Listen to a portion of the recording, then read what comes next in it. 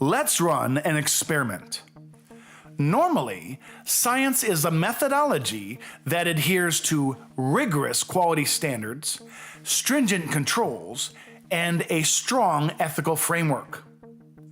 This ensures reliability, integrity, and objectivity in the pursuit of knowledge. But what happens when we mix Marxist doctrine and communist political tactics with science? I mean, if these two forces can corrupt political science, can they also corrupt other types of science? Let's find out. So let's do an experiment and see just what happens when we apply Marxist doctrine and communist political tactics to climate science.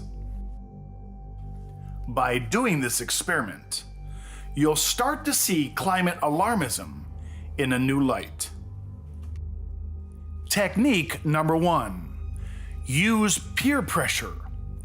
Pretend to have a consensus.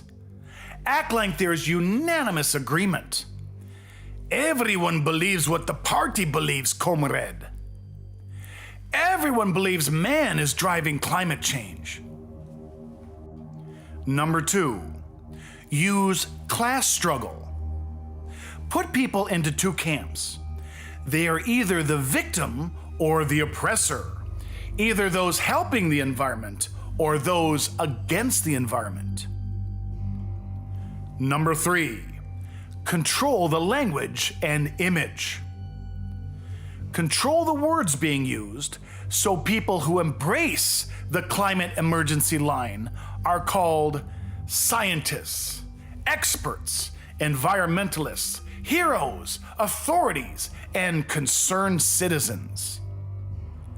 Loyal party members must be seen as champions of justice, fighting for the poor, fighting for the oppressed, helping the environment, helping the minorities, and protecting the earth. But for those against the party line, use words like deniers, skeptics, ignorant, polluters, detractors, selfish, corrupt, or paid shills of the oil companies. Proclaim that they're against the poor, they're against the oppressed and the environment. Say that they disregard nature and are profiting off the destruction of our planet. Number 4, dealing with the opposition. Demonize and move against the non-believers. Convince the public that everyone who disagrees with the man-made climate emergency is evil. Therefore, these evil people must be fired, canceled, punished, silenced, discredited, vilified, publicly shamed, and re-educated. But pretend that everything the opposition mentioned has already been thoroughly investigated, comprehensively scrutinized, and painstakingly studied by qualified experts who debunked these naysayers. Technique number 5, control the information. The party needs to seize control of scientific agencies, publications, journals, and authorities, so we can suppress and forbid opposing viewpoints. Use censorship on dissenting perspectives, but do it subtly. Don't call it censorship. Make it appear that these actions are only done for purely scientific, moral, and just reasons, like stopping misinformation and safeguarding scientific credibility. Now, these agencies we control must only give rewards, honors, grants, and recognitions to those who toe the man-made climate catastrophe narrative. Then we can claim that all the experts are on our side. It may be hard, but you must ignore the thousands of factors that affect the climate and blame everything on mankind. And don't let anyone confront you that wasting trillions of dollars to change the climate won't make any difference. Technique number 6, financial manipulation. Ensure that all financial backing for studies, grants, and research must conform to the predefined conclusions of the climate emergency narrative. Otherwise, be defunded and discredited. Number 7, debates. Avoid and discourage debates because people might hear non-conforming viewpoints, and our Armageddon narrative might get blown to pieces. But again, pretend that all scientific discussion, inquiry, and debate has already been carefully examined, considered, and thoroughly analyzed by experts. Use terms like settled science and the debate is over to stop dissent. Technique number 8, control the history. Historical data must be rewritten and altered to conform to the party's climate emergency doctrine. Make temperatures of the past look colder, and temperatures of today look extremely hot with record-setting heat. But don't let the people know this. Do it subtly. Just claim that you're recalibrating past measurements for higher scientific accuracy. Technique number 9, indoctrinating the youth. The ideology of climate emergency must be programmed into the youth, barring any exposure to contrary perspectives. The front lines of the climate movement must be zealous youth.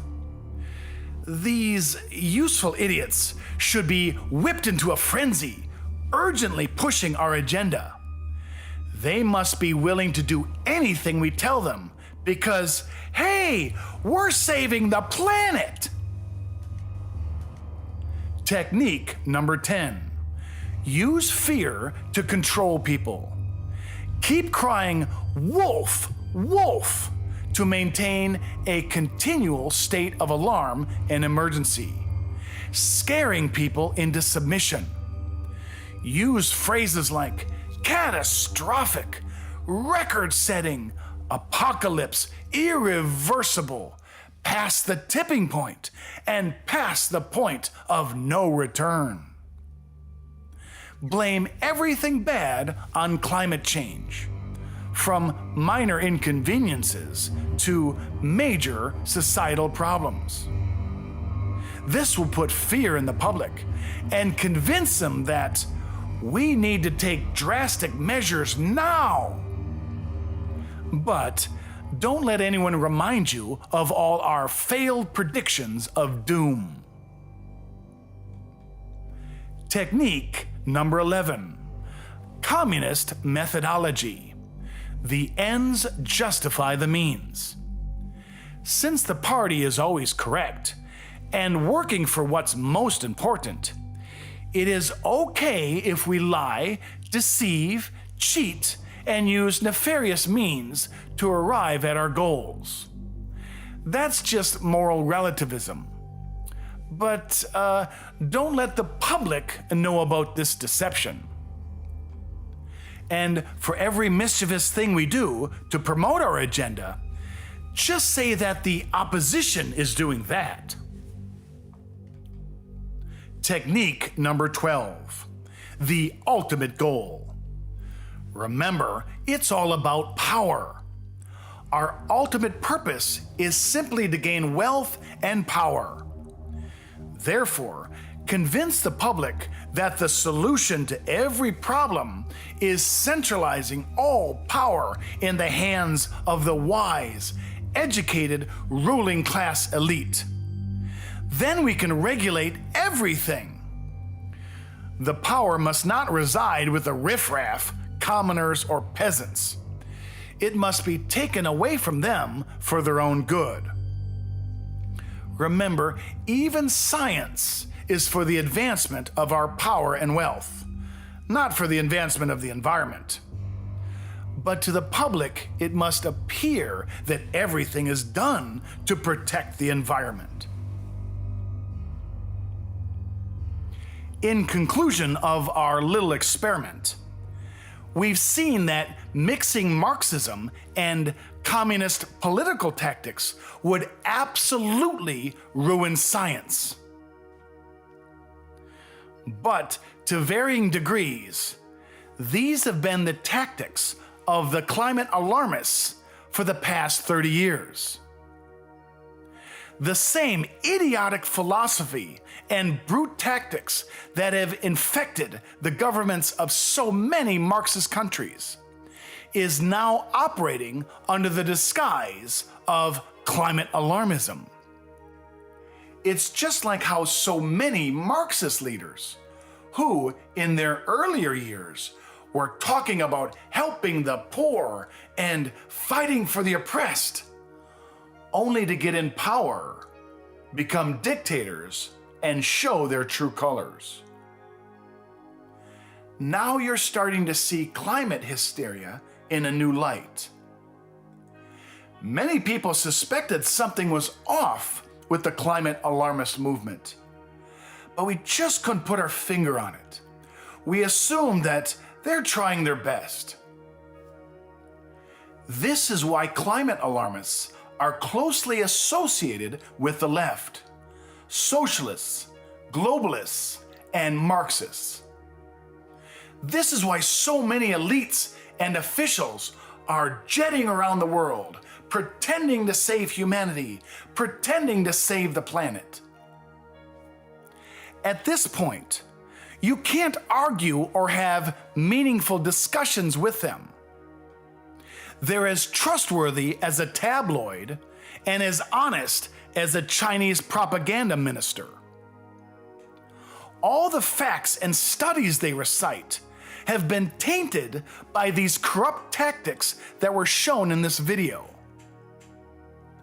Arguing with them is like arguing the merits of freedom with a Chinese communist leader. To the elite, they just don't care. It's all about power. And to the useful idiots, multitudes have been indoctrinated from this corrupt group, convinced that they're saving the planet. Well, it's time to take the red pill. The public has been fooled into believing that these climate alarmists were upright and adhered to the highest standards of quality and stringent rules of scientific excellence. But they weren't. Parts of the environmental movement were hijacked early on by people with ulterior motives. The climate debate hasn't been a clash of science and research. It's been a clash of ideologies. So, what's the solution? At this point, the only solution to this problem is to get into positions of power and fire these Marxists from every government position, agency, and board, and cut off their public funding. Let's use the trillions of dollars, yes, trillions of dollars, they've wasted on trying to change the climate, and do something that actually benefits the environment. Hey, if they want to promote their nonsense with their own money, go right ahead. If they want to move to the jungle, live off the land and eat bugs. Go right ahead. If they want to depopulate and not have children, and stop using everything that comes from oil, gas, and coal, go right ahead. But don't ever mix your Marxist doctrine and your communist political tactics with science again. No, Chicken Little, the sky is not falling. So stop pushing your climate hysteria nonsense on the rest of mankind.